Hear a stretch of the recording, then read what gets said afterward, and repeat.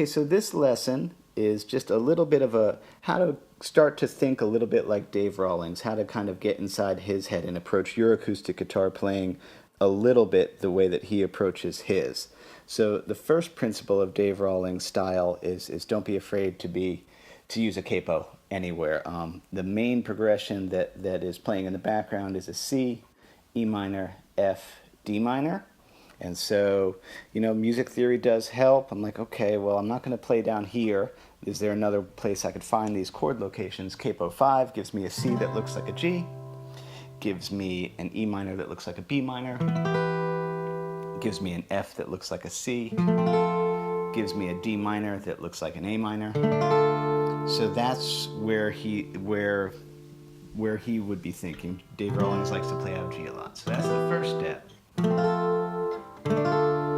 So yeah, first thing, always capo if you can find another place to capo different than your singer. Second thing, don't strum the chords. Dave Rawlings is always going to at the very least do some kind of Carter style picking. So Carter style picking, if you don't know it, is where you separate the bass notes from the high notes.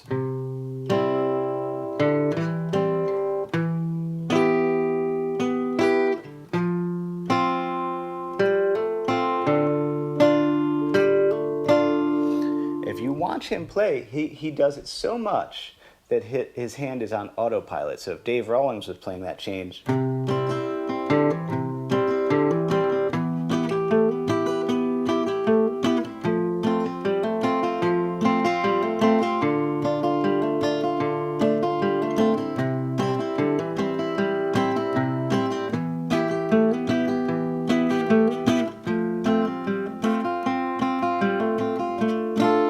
so I didn't even do that in the little solo that you saw me do, but that's the second thing about Dave Rawlings. Don't strum. Do some kind of Carter style imitation to kind of break those chords apart. It's the number one way to start sounding Rawlingsy, as opposed to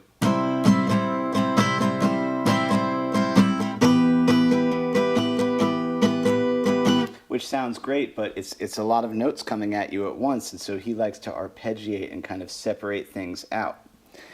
Principle 3, cross-picking. Cross-picking is a fancy word for arpeggiation, which is also a fancy word. So I'm going to run through what I'm talking about here.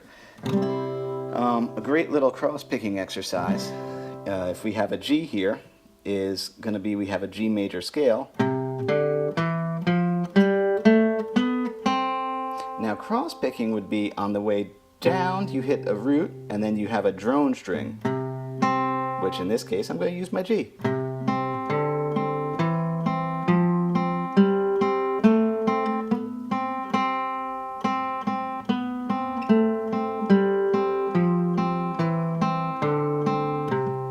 Already that's pretty Rawlingsy.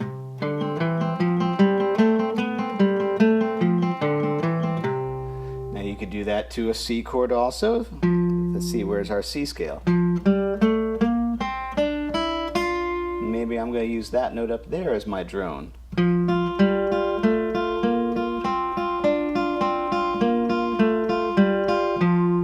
Pretty cool, pretty Rawlingsy.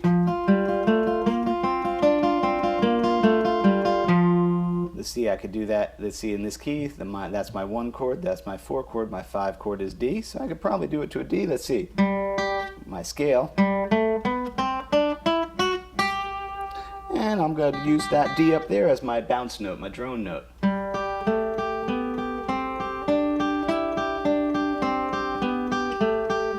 All those together makes a cool little cross-picking exercise.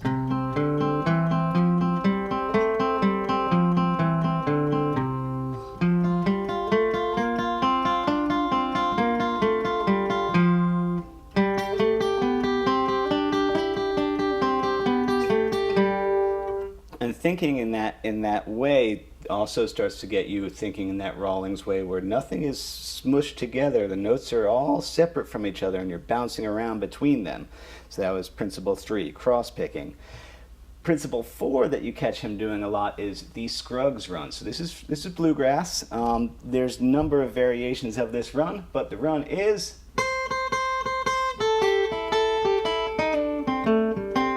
has kind of the old, what's the term?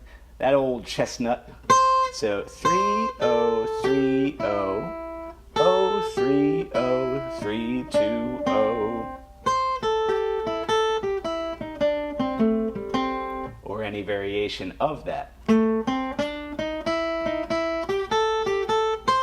All those you'll hear him do because that's kind of part of his style, his flavor. It kind of makes its appearance in just about, I won't say every one of his things, but it's there. So that was 4. That little Scruggs Run always seems to make his appearance. And the final principle of his playing is that he is not afraid to have major seconds. He will use all those sounds. So if let's say I'm in the key of G. And there's our G major scale. Anytime he can get those intervals to rub together, he's a real fan of that dissonance. There it is on 3-0 there. There it is on 2-0. 4-0 you'll hear him do. 3-0 there. So those intervals he'll often lean on.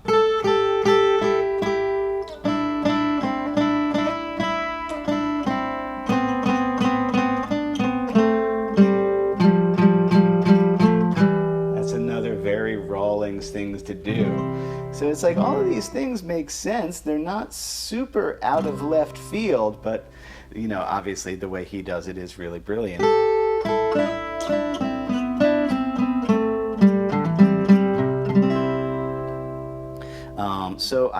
Let's see, in review, use capos whenever possible. Don't strum chords. Instead of strumming them, do some kind of Carter style bluegrass strumming. What was principle 3? Cross picking, again, which is the continuation of Carter style. And then also, utilize those open strings for those dissonant intervals, and don't be afraid to just go out there. I hope that's helpful for you. I can tab out anything you see me play on my channel. You can also visit my website, www.erichaugenguitar.com. I have some tabs up there ready to go for sale. If you don't see the ones that you're looking for, you can just email me, and I'd be more than happy to help you learn something. That's all for today. Thanks for watching.